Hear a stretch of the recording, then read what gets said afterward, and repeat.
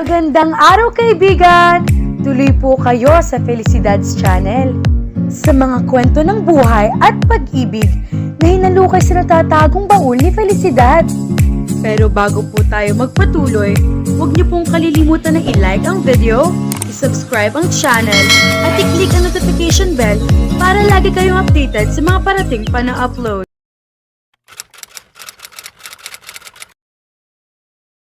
Best, pasensya ka na kanina, masyado akong makulit ah. Huwag ka nang magalit sa akin. Malumanay na wika ni Orlin kay Clarissa pagkatapos ng kanilang klase. Sorry din, sagot nito. Bumuntong hininga ito bago siya nilingon. Ayaw ko kasing pag-usapan ng sa amin ng mami ko, Orlin. Sana maintindihan mo ako. Naiintindihan ko, Isay. I'm sorry. Naunawaan naman niya ang mga bagay-bagay na kailangan ay sarili mo lang ang nakakaalam. Kagaya ng problema nila ng kanyang mama, ayaw niyang i-share kay Isay kahit pa sabihing sobrang close silang dalawa.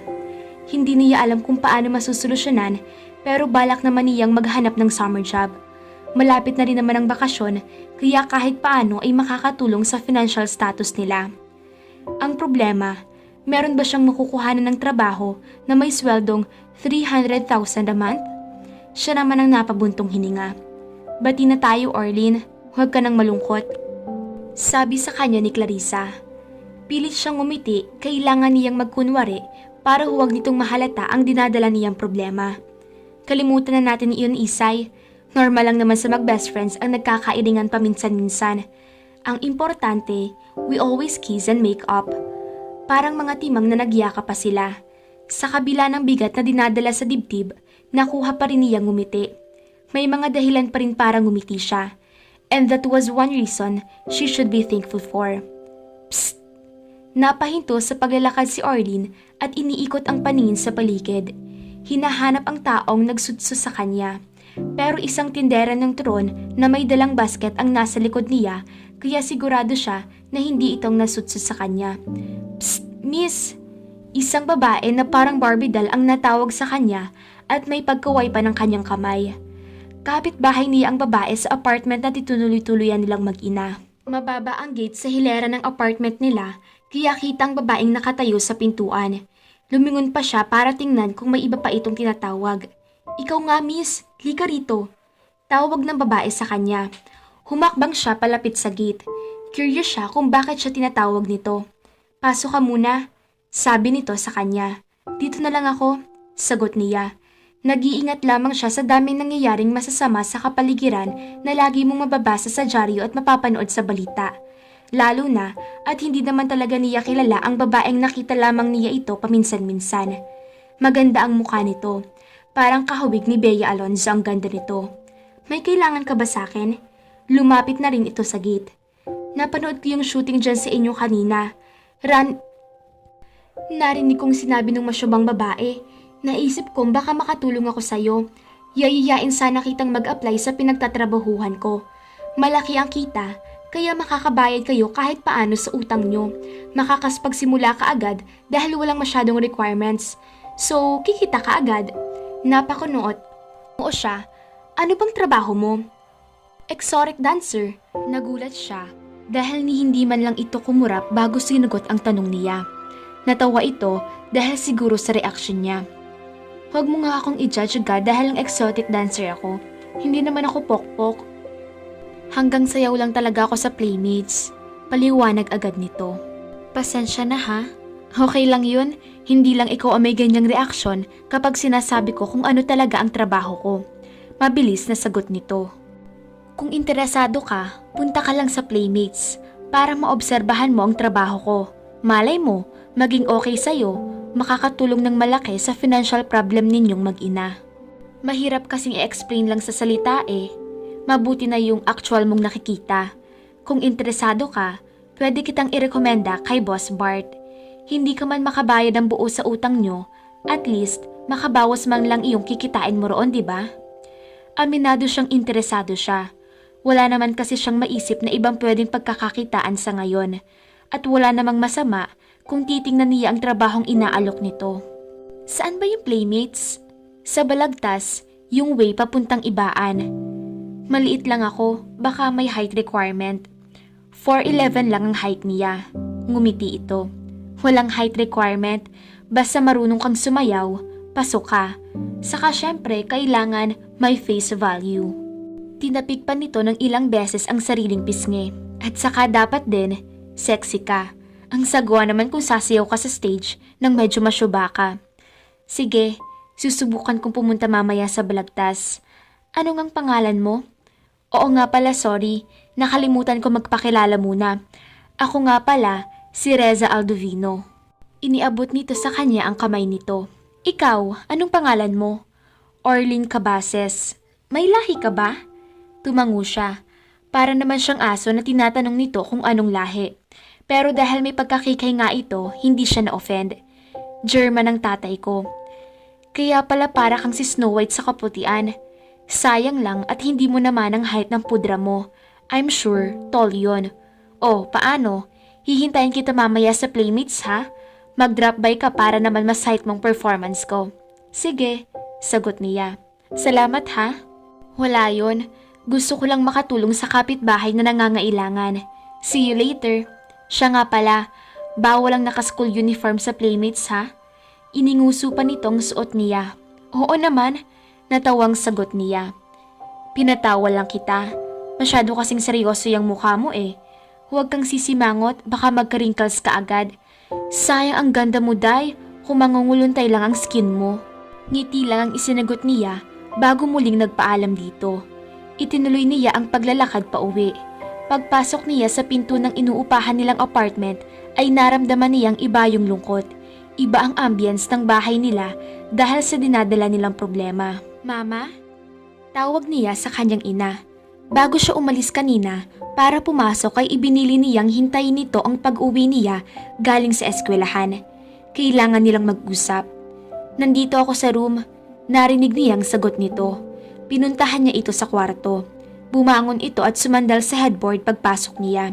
Naawa siya dahil parang ilang taon ang itinanda nito ngayong ilang oras lang naman siyang nawala para pumasok sa school kanina. Namumugto ang mga mata nito kaya sigurado siyang maghapong iniiyak nito ang problema. For the first time, she saw her mother weak and helpless. Sanay siya na palagi itong malakas, kaya awang-awa siya rito. Umupo siya sa gilid ng kama. We need to talk, ma. Mahabang buntong hiningang isinagot nito sa kanya. Saan mo nila ang perang ininvest ni Mrs. Magnaye para sa lending business? Tanong niya. Ni hindi niya alam na may pinasukan pala itong ganoong klaseng business. Ipinahiram ko rin sa mga tao yung pera. Katulong ko ang ninang Eileen mo sa pagpapatakbo ng lending dahil marami siyang kakilala sa iba't ibang kumpanya. Nagbigay rin kami sa mga nagtatrabaho sa food court sa dalawang mall. Napaikot naman namin ng maayos nung mga unang buwan ang kapal ni Mrs. Magnaye. Nagsimula lang naman ang problema noong magsimula ang pagsasara ng mga kumpanya. Marami sa mga humiram ang tumakas na lang. Malalaman na lang namin na sarado na palang kumpanya kapag chinek namin ang ATM payroll. Tapos, wala nang pumapasok sa sweldo. Kapag nag-verify kami sa mismong kumpanya, nalalaman namin na binayaran na pala yung tao na nangutang sa amin. Anong nangyari sa mga ipinahiram nyo sa mga nagtatrabaho sa food court? Usisa niya. May kaunti pa namang nakakabayad. Iyong iba, naglaho na lang na parang bula pagkatapos mag-endo. Nanlulumong sagot nito. Napabuntong hininga siya. More or less, may ideya na siya kung paano nawala ang perang hinawakan nito. Bakit kasi pumasok ka sa ganoong klaseng business? May pandemic na nga po ngayon, kaya madami talagang nagsasarado na kumpanya. Maraming nawala na trabaho, nandami ka pa ng pera ng iba. Kahit na magsisi ako, huli na. Nawala na ang pera ni Mrs. Magnaye at naniningil na siya ngayon. Sagot nito. Nakakunot noong tiningnan siya nito. Saka, bakit mo ako sinisisi? Ikaw lang naman ang iniisip ko, kaya kahit na anong racket pinapasok ko. Gusto kong makatapos ka ng pag-aaral mo kahit na hindi nagpapadala ang walang hiya mong ama. Ewan ko ba? Tinakpan nitong bigla ang bibig, pero narinig na niya ang dapat niyang marinig. Kailan pa hindi nagpapadala si Papa ng pera, ma? Ang alam niya, pumapalya lang ang ama sa regular na sustento nito sa kanilang mag-ina. Hindi ito sumagot.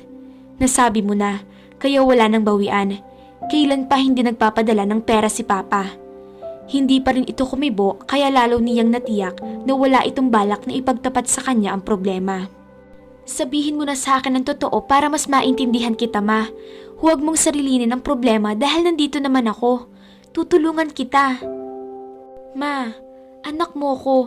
Tayong dalawa ang magkakampi. Kahit anong mangyari, ang problema mo ay problema ko rin. Kapag hindi ka nakabayad kay Mrs. Magnaye, kasama na rin ako sa pwede niyang idemanda. Hindi ka kasi dapat pumirma sa lintik na promissory note na yun eh. Wala namang ebidensya si Mrs. Magnaye na binigyan niya ako ng pera. Kaya kung makikipagtigasan lamang ako, hindi naman nila ako makukulong eh. Talagang balak mong takbuhan ang utang mo? Hindi naman habang buhay. Kapag nagkatrabaho ka, balak ko naman siyang sulungan pakunti-kaunti. Ma, ang utang dapat bayaran. Saka hindi ako agree sa balak mo na itanggi na lang yung utang mo kay Mrs. Magnaye. Baka mamaya, makarma tayo kapag ginawa mo iyon at lalo pang magkalintik-lintik ang buhay natin. Hinawakan niya ng mahigpit ang mga kamay nito. Kailan pa hindi nagpapadala si Papa ng pera? Gusto kong malaman ang totoo. Magdadalawang taon na. Napilitang pag-amin nito. Nabasag ang boses nito dahil sa pinipigilang emosyon. Nag-asawa na pala kasi ang walang hiyang iyon. Mahigpit yata ay yung naging asawa, kaya hindi na tayo mapadalhan ng pera. Kung may pamasahe nga lang sana ako, sinugod ko ng walang hiya mong ama sa Germany. Sa dami ng inilitan niya nito, ang rumihistro lang sa isip niya ay ang tagal kung kailan huling nagbigay ng sustento ang kanyang ama. 2 taon nang hindi nagpapadala si Papa. Kagatlabing tumango ito. Nanlumo siya. Bakit hindi ka nagsabi agad? Sana, mas naghigpit tayo ng sinturon. Sana, nag-transfer na lang ako sa mas murang school. Sana, napabuntong hininga na naman siya.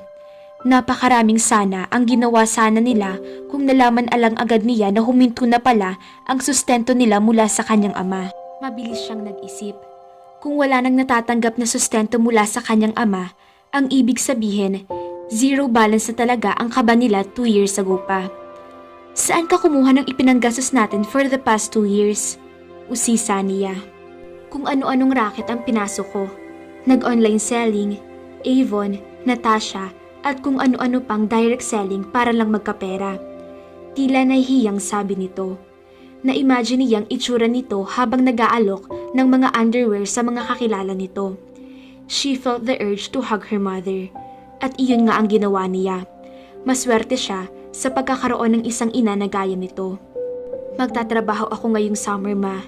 Kung hindi natin matatapyas ang utang natin, hindi na muna ako mag-e-enroll sa susunod na pasukan. Biglang nagpanik ang kanyang ina. Hindi ka pwedeng huminto sa pag-aaral, Orlene. Kahit magkakanduko ba ako sa pagrarakit at kahit na mabaon pa ako sa utang, hindi ako papayag na huminto ka. Ginawa mo na ang dapat mong gawin for the past 2 years. Hayaan mo namang ako muna ang tumiskarte para sa ating dalawa. Sabi niya rito. Gusto kong ipamukha sa ama mo na kahit na inihinto na niya ang sustento niya sa atin, magagawa ko pa rin pag-aralin ka. Kaya hindi ako papayag na mahinto ka sa pag-aaral, Orlene. Over my dead, lifeless body. Matigas na deklara nito. Magtulong na lang tayo sa pagtatrabaho. Tutal, summer naman kaya pwede rin akong rumakit. Saka na natin pag-usapan uli ang pagbalik ko sa school kapag malapit na uli ang pasukan. Saka, pwede naman ako mag-transfer. Hindi! Diyan ka nagsimula, kaya diyan ka magtatapos sa school mo. Iba pa rin yung sa kilalang school ka makagraduate. Mas may laban ka sa pag-a-apply sa trabaho. Maaga pa para makipagtalo siya sa kanyang ina. Sa sobrang laki ng sabit nila, malamang matatagalan bago niya iyon mabayaran. Sige ma. Saka na natin pag-usapan uli yan kapag malapit na ang pasukan. Sa ngayon, kailangan kong maghanap ng trabaho. Ano naman ang papasukan mong trabaho, Orlene? Marami na po ngayon ang online na trabaho. Subukan kong mag-apply. Pero kapag hindi umubrang kita, ilalagay rin niya sa listahan ng iniaalok ng kapitbahay nila. Kailangan niya ng malaki at mabilis ang kita. Sigurado siyang tututol ang kanyang ina kapag nalaman nito ang trabaho ni Reza, kaya hindi na muna niya ipagtatapat dito ang lahat. Hindi pa rin naman siya sigurado kung kaya niya ang ginagawa ni Reza. Saka na lamang niya sasabihin sa kanyang ina. Hindi maipaliwanag ni Richmond Olivar ang kanyang nararamdaman ng oras na iyon. Kadarating lamang niya buhat sa ibang bansa at dumiretso agad siya sa bahay ng kanyang mga magulang sa Santa Ana, Manila. Ipinadala siya ng pinagtatrabahuhan niyang kumpanya sa Las Vegas para sa 3 buwang training. Kinontak siya ng ex-girlfriend niyang si Robilyn para makipagkita sa kanya. Pinasabog nito ang bomba na nagkaroon pala sila ng anak. Buntis na pala ito nang tumulak ito papuntang Amerika sa bisa na rin ng petisyon ng magulang nito noon. Calix ang kanyang anak at 6 na taong gulang na. Ibinigay ito sa kanya ni Robilyn dahil ayaw raw ng napangasawa nitong Amerikano na kupkupin ng mga ito ang bata. Madalas daw itong pagsimula ng away ng mag-asawa. She practically left him with no choice. Dahil nagbanta ito na dadalhin na lang nila ang anak sa orphanage kung hindi niya tatanggapin ng bata. Nagulat siya sa kawalan ng emosyon ni Robbie para sa anak nila. For a while, he wanted to test if she could really give away Calix, pero hindi rin niya kayang ipagsapalar ng anak niya. How could he say no to Robbie? Kapag humindi siya, para na rin niyang itinakwil ang sariling anak. Ayaw niyang patayin ang kinabukasan ng bata. At ayaw niyang sumbatan siya ni Calix paglaki nito na ibinabantunan siya nito sa panahong kailangan siya nito. Besides, he was not raised by his parents to run away from his responsibility. Kaya hayun siya ngayon, balikbayan kasama ang kanyang anak. Hindi niya alam kung anong magiging reaksyon ng kanyang mga magulang sa pasalubong niya sa mga ito. Hindi naman niya pwedeng itago ang kanyang anak na matagal na panahon sa kanyang pamilya. Dahil anuman ang alam niya sa pag-aalaga ng bata, he needed their guidance. Napatingin siya kay Calix nang maramdaman niyang hinila nito ang kamay na nakahawak sa maliit na kamay nito. Tatayo na lang po ba tayo dito ng matagal? Kiming tanong nito. Saka lang niya na-realize na nakatayo pa rin sila sa labas ng gate. Hindi, papasok na rin tayo sa loob para makilala mo na ang lolo at lola mo, okay? Walang salitang tumangulang ito. Saka pa lang niya pinindot ang doorbell. Ang maid na si Lita ang nagbukas ng gate para sa kanila. Sina Mami? Tanong agad niya. Nasa sala kuya, nanonood sila ng Itbulaga. Sagot nito bago tumalikod. Bumaling uli siya kay Calix. Ano? Ready ka na ba makilala ang lolo at lola mo, pating ibang kapatid ni Daddy? Muli ay tumangulang ito. Mula pa nung ipakilala siya nito kay Robbie, ay mabibilang yata sa mga daliri niya ang mga salitang binigkas nito. Kahit pa nga magkasama sila ng ilang buwan sa Las Vegas, mabuti na lamang at kahit paano ay marunong itong magsalita ng Tagalog. Hindi na ito mahihirapang makipag-usap sa mga tao sa bahay. Inakay niya si Calix papasok sa bahay nila. Panay ang tingin nito sa bawat madaanan nila. Sa Amerika pa lang ay napansinan niya ang pagiging observant nito. Tahimik lang ito pero mapapansin ang paglilikot ng mga mata. Ang kanyang inang si Rowena ang unang nakakita sa kanya pagbungad pa lang niya sa main door. Nakaupo sa sofa ang kanyang ama habang nagbabasa ng broadsheet. Rich! Tumayo ang kanyang ina para salubungin siya. Pero sa gitna ng sala ay huminto ito sa tangkang pagsalubong sa kanya. Napatitig ito kay Calix. Sino yung batang yan? Nakasama mo, Richmond? Alam niyang kinukutuban ng kanyang ina dahil sa pagtawag nito sa kanyang buong pangalan. Napatingin na rin sa kanila ang kanyang ama. Parehong shocked ang itsura ng mga ito habang nakatitig kay Calix. Richmond, sabi sa kanya ng kanyang ina nang hindi siya makasagot agad. Mommy? Meet Calix, my son. Pakilala niya. Calix, meet your Lola Rowena and Lolo Danny. Nagpa-DNA test ba pa kayo ni Calix sa America, Rich? Umiling si Richmond bilang sagot sa kanyang ina. Why not? Ayaw mo bang masiguro kung ikaw nga ang daddy niya? The DNA test will confirm if you're his real father. Ano bang DNA test pang sinasabi mo riyan, Danilo? Tanong ng kanyang ina na nakababalik lang sa kinaroroonan nila. Pinatulog nito sa dating kwarto niya sa itaas si Calix. Pagkakain ay nagreklamo ang bata na inaantok na raw ito. Nakita mo na ang carbon copy ni Rich si Calix noong bata pa. Nagdududa ka pa rin. Marami ng taong magkakamukha ngayon. Mabuti na yung sigurado. Hindi mo ba nararamdaman ang lukso ng dugo? Pagkakita mo sa apo natin? Emotions can be deceiving, Rowena. DNA test lang ang makakapagpatunay kung mag-ama nga sina Rich at Calix. Sagot ng kanyang ama bago bumaling sa kanya. Ayaw mo bang masiguro kung Totoong anak mo nga siya, Rich. Hindi na po kailangan, Dad. Pagkakita ko pa lang kay Calix, alam ko ng anak ko siya. Tama ang kanyang ina, dahil kamukhang kamukha niya si Calix noong bata pa siya. Maliit na version niya si Calix. Ewan ko sa inyong mag-ina. Basta ako, I just want objective proof na Oliver nga si Calix. Bakit ba parang ipinagdadamot mo sa bata ang apelyido mo, Danilo? Tanong ng kanyang ina sa kanyang ama. Hindi naman sa ganoon, Rowena. Gusto ko lang makasiguro dahil hindi birong implikasyon ng pagiging binatang ama ni Rich. Depensa nito. Inawat niya ang mga ito. Hindi ako nagpa-DNA test dahil ayaw kong maramdaman ni Calix na pinagdududahan ko ang pagiging mag-ama namin. Ayoko nang madagdagan palalo ang insecurity ng bata. Saka ko na lang siguro pag-iisipang magpa-test kapag nagkaroon ako ng doubt sa paternity niya. At kapag siguro medyo komportable na sa akin ang anak ko. Bakit naman kasi ngayon lang sinabi sa'yo ni Robbie na buntis siya? Halata sa boses ng kanyang ina ang sama ng loob nito para sa ex-girlfriend niya. Naikwento na niya ng pahapyaw sa mga ito kaninang kumakain sila ang tungkol sa pag-uusap nila ni Robbie sa Las Vegas. Kilala nito si Robbie dahil ilang beses niyang naisamang huli sa bahay nila noon. Huwag na nating sisihin si Robbie, ma.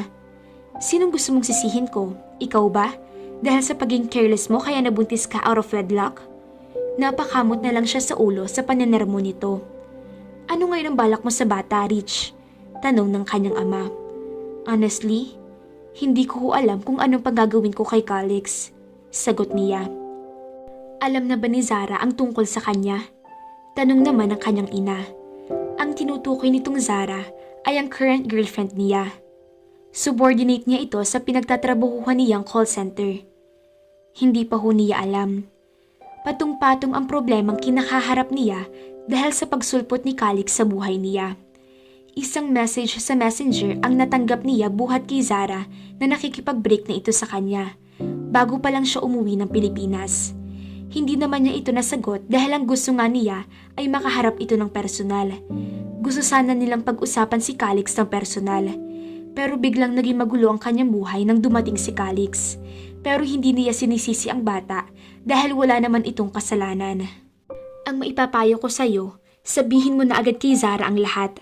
Unfair sa kanya kung itatago mo pa ang pagiging binatang ama mo. Sabi ng kanyang ina. Bumuntong hininga siya. Baka hindi niya matanggap si Calix. Kung hindi niya matatanggap ang pagkakaroon mo ng anak, aba, makipaghiwalay ka sa kanya. Pwede kang magpalit ng kahit ilang girlfriend, pero hindi mo pwedeng palitan ng anak. Dugot laman mo si Calix. Paglilitan niya nito. Sus, nakakita ka patuloy ng dahilan para sabihin yan sa anak mo. Huwag mo ang gamiting dahilan yung bata para pahiwalayin si Rich sa girlfriend niya. Saway rito ng kanyang ama. Napansin niyang palihim itong sinanyasan ng kanyang ina. Bakit ho, Mami? Do you have anything against Zara? Tanong niya. Wala siyang napansing kakaiba sa pakikinungo nito sa girlfriend niya kapag isinasama niya sa family gathering ito. Alam mo naman na never akong nakialam sa love affair niyong magkakapatid, Rich. Pasakalye pa nito. Alam ko yun, Mami. Pagpapatronize niya rito. 6 silang magkakapatid na lalaki. Pero wala naman itong history ng pakikialam sa love life nila. Kaya nga nagtaka siya nang marinig mula sa kanyang ama na may disgustong kanyang ina kay Zara. Wala naman akong partikular na hindi gusto sa girlfriend mo. Pero hindi talaga magaan ang loob ko sa kanya. I don't know why. I'm feeling a bit uncomfortable with her. Siguro ay dahil ramdam ko rin na hindi siya komportable sa akin. Ganun lang ho talaga si Zara. May pagkaaloof yun kahit sa office. Ako nga lang ang kasundo nun sa opisina eh. Pagtatanggol niya sa kanyang nobya. Bakit nga ikaw lang ang kasundo niya sa office nyo? Forgive me for saying this, iho. Pero sa tingin ko, may pagka-anti-social ang girlfriend mo. Mahiyain lang ho si Zara. Saka may kaunting insecurity. Madalas niyang sabihin sa akin na hindi kami bagay dahil sa estado ng buhay niya. Parang squatters kasi ang tinitirhan niya. Napatingin siya sa kanyang ina. Baka naman dahil sa mahirap lang siya kaya hindi niya gusto si Zara. Of course not. Alam mo namang never akong tumingin sa laman ng bulsa ng isang tao. Alam ko yun, Mommy. I'm just kidding. Nililibang ko lang ang sarili ko dahil alam kong kailangan kong harapin si Zara para sabihin sa kanya ang tungkol kay Calix. And honestly, I'm nervous. Alam kong masasaktan siya. May pagka-fragile pa naman ang impresyon niya kay Zara. Kaya mula nang maging girlfriend niya ito, ay pinili talaga niyang maging good boy. Successful ka ba naman sa pagkaka-good boy mo, Rich? He could not answer his own question directly. Dahil alam niyang paminsan-minsan ay nakakalimot pa rin siya na committed na siya kay Zara. Kung nakakarating man sa girlfriend niya ang kalokohan niya, hindi niya alam dahil never naman siyang kinompronta nito tungkol sa mga napapabalita ang affairs niya sa iba pang call center agent sa company nila. Ang maipapayo ko lang sa'yo, Rich, sabihin mo na kay Zara ang lahat bago pa niya malaman sa iba. Mas masakit iyon kung malalaman niya sa ibang tao na binatang ama ka pala. Payo ng kanyang ama. I agree with your father, Rich. Saka hindi siya dapat magalit dahil hindi mo rin naman alam ang tungkol kay Alex until last month. Dapat niyang unawain na nangyari ang lahat sa inyo ni Robbie noong panahong wala pa siya. Sabi naman ng kanyang ina. Kakausapin ko siya pagpasok ko bukas. Sabi niya. Tumikim siya bago muling nagsalita. Pwede ho bang dumito muna si Calix habang naghahanap pa ako ng yaya na mag-aalaga sa kanya, Mom? Dad? Mabilis na sumagot ang kanyang ina. Walang problema, anak. Kami na muna ng daddy mo ang bahala kay Calix. He's in good hands. Magpapahanap ho agad ako ng yaya para hindi kayo mahirapan. Nahihiyang sabi niya. Ano bang mahirapan? Para namang hindi namin apong pinaalagaan mo sa amin, Richmond. Nakakatampo ka naman. Sorry, Mommy. I'm just... Napailing siya. Thank you, Mommy. Hindi ko talaga alam ang gagawin ko sa bata. I don't know how to raise a child. Hindi pa ako ready na maging ama. Huwag kang mag-alala, Rich. Expert ang mami mo sa pag-aalaga ng mga barako. Hanim yata kayong pinalaki niya, sabi ng kanyang ama. Rich! Napilitang tumigil si Richmond sa paglalakad. Kung kailan pa naman nagmamadali siyang makarating sa HRD, saka naman siya nakita ni Leo. Pareho sila nitong account manager sa Teletech. How was your trip, pare? Tanong nito sabay lahad ng kamay sa kanya. Okay naman, pare, sagot niya. That's good. Mabutit nakabalik ka na rin. You're just in time for Fred's stag party. Saka lang niya naalala na ikakasal na nga palang isa pa nilang kasamahan doon. Kailan nga bang kasal ng Yoko? Tanong niya. Next week na. Kaya nga busy na ako sa pag-organize ng stag party niya. You're invited, pare. Huwag na huwag kang mawawala para naman makita mo yung exotic dancer na sasayaw sa party. Nakangising sagot nito. Sige pare, basta i-text mo lang sa akin ang detalye para huwag akong malikaw. Punta muna ako sa HRD. Hindi na niya hinintay na makasagot ito dahil tumalikod na siya. Kanina pa naabala ang plano niyang pagpunta sa HR ng kumpanya nila. May importanteng impormasyon na kailangan niyang i-verify. Ayaw niyang makinig lang sa mga haka-haka na mga kasamahan ni Zara sa floor na pinagtatrabahuhan nito na awol na raw ito. It was not like the prim and proper Zara to be irresponsible about her attendance. Pagpasok niya sa HR office ay dumiretso agad siya sa cubicle ng personal manager na si Mrs. Montalvo. Palibhasa ay isa siya sa mga pioneer ng Teletech. Medyo close siya sa matandang dalagang head ng human resources. Good morning ho, ma'am. Bati niya rito. Good morning din naman, Richmond. Anong atin? Gusto ko lang hong itanong ang status ni Zara sa Teletech. Ang sabi kasi sa floor niya, hindi na raw siya pumapasok. Si Zara Carpio bang tinutukoy mo? Tanong nito. Siya nga ho, girlfriend ko ho siya. Awol na siya 2 weeks ago pa. Matagal na siyang hindi nagpaparamdam, kaya binigyan ko na siya ng awol. Ano bang nangyari sa girlfriend mo? Napailing siya. He was as clueless as she was. Naku mga ka-felicidad, kawawa naman itong si Orlene. Hindi pa nakakatapos ng pag-aaral, pero malaki na ang problema financially. Siyempre nga naman, hindi naman niya pwedeng pabayaan sa ina ang problema, dapat magkasama silang harapin iyon. Ano kayang trabahong maaaring pasukan ng ating bida? Tatanggapin kaya niyang alok na pagsasiyaw ng kanilang kapitbahay?